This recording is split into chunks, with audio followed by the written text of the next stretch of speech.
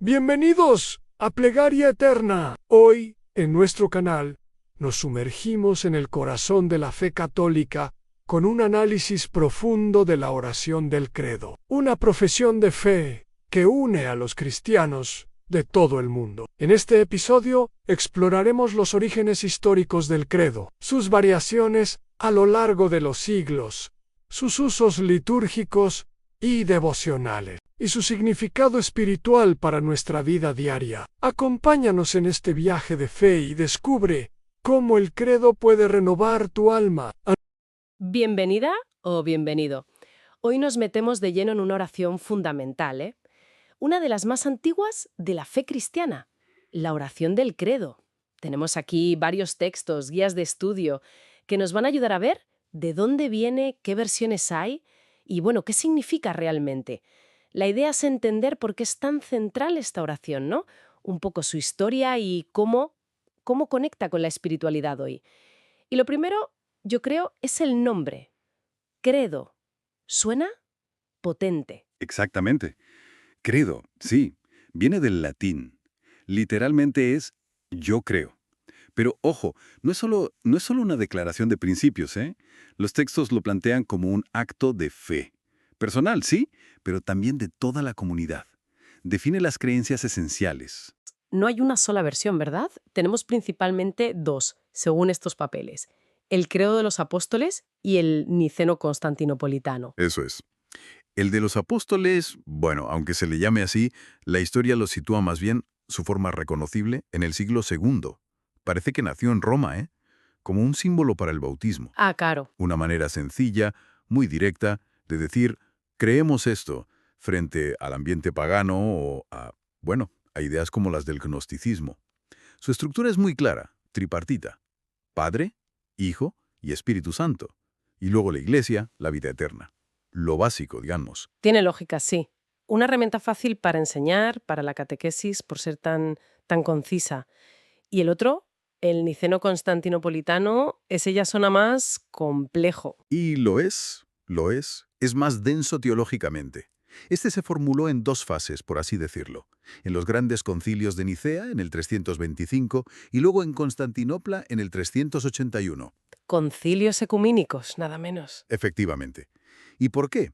Pues fundamentalmente para aclarar puntos doctrinales clave, sobre todo frente a corrientes que la Iglesia consideró herejías. La más famosa, el arrianismo, que negaba que Cristo fuera plenamente Dios. Uf, eso era tocar el núcleo duro de la fe cristiana. Totalmente.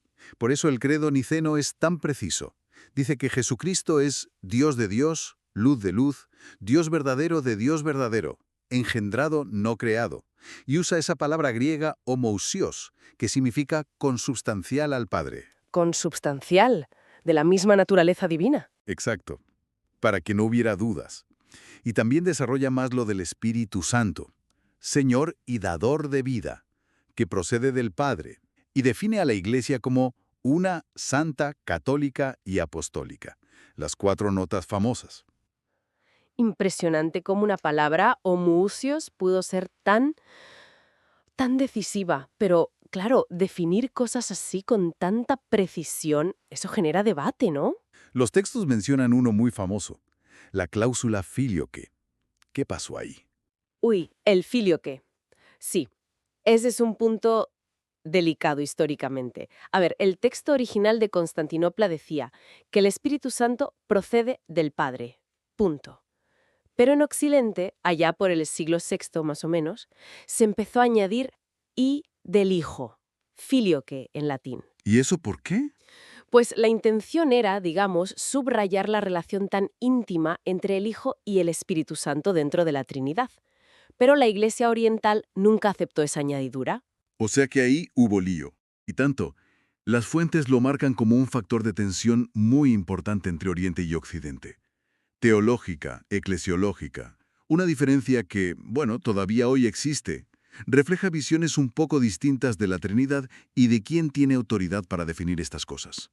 Entendido. Una palabrita que, madre mía. Bueno, y viajando al presente, ¿cómo se usan hoy estas dos versiones? ¿Se rezan las dos igual? Pues no exactamente. Su uso en la liturgia está bastante claro. El credo niceno-constantinopolitano, el largo, es el que normalmente se reza en la misa de los domingos y en las fiestas importantes, las solemnidades. Va después de la homilía como respuesta de toda la asamblea a la palabra que se ha escuchado. Ujú. ¿Y el de los apóstoles? Ese, al ser más corto y tener ese origen bautismal tan marcado, pues se usa a veces en misas con niños, por ejemplo. Y sobre todo, es muy significativo en la vigilia pascual. Claro, para renovar las promesas del bautismo. Exacto. Ahí encaja perfectamente. Y un detalle del niceno, hay un gesto litúrgico.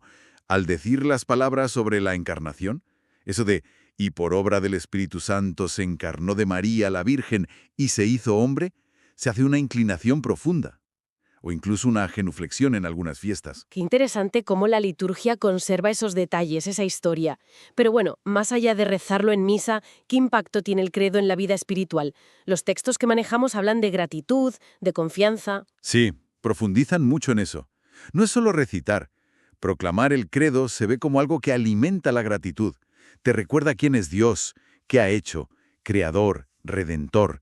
También refuerza la confianza en la vida eterna, en la resurrección. Entiendo. Te conecta con la purificación del bautismo, ¿no? Confieso que hay un solo bautismo para el perdón de los pecados. Y es una llamada a la transformación, a intentar vivir de acuerdo con eso que crees. O sea, un compromiso. Un compromiso, sí. Y también da consuelo. Eso de la comunión de los santos, sentirte unido a todos los creyentes, de ahora y de antes. Y por supuesto es alabanza a la Trinidad. Por eso a veces se le llama ancla. Un ancla de la fe. Me gusta esa imagen. Es potente. Resume siglos de fe, de debates, de comunidad, en una oración que sigue diciendo cosas muy gordas sobre Dios, Jesús, el Espíritu, la Iglesia. Desde luego. Hemos visto un poco los orígenes, ¿no? Ligados al bautismo. Luego cómo creció en los concilios para definir bien la fe. Esos debates históricos como el filioque, que nos enseñan mucho.